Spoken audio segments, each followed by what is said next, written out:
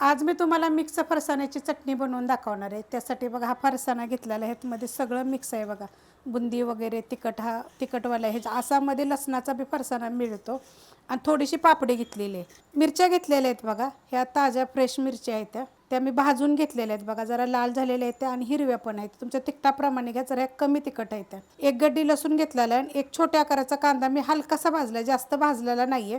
तर मिक्सरचं भांडं घेतलेलं आहे, त्याच्यामध्ये हा पहिला आपण काय करू, हे सगळं टाकून एकदा फिरवून घ्यायचं। जास्त आपल्याला एकदम बारीक वगैरे करायचं नाहीये, मोठं मोठं करायचं। त्याच्यामध्ये थोडंसं मीठ टाकायचं, का तर आपल्या ह्या फरसाण्याला मीठ असतं, त्यामुळे ह्याच्यामध्ये तुम्ही कमी मीठ टाका। तुम्ही ह्याच्यामध्ये चाट मसाला वगैरे पण टाकू शकता। तर हे मी फिरवून घेते, फिरवून घेतलंय बघा अशा पद्धतीमध्ये।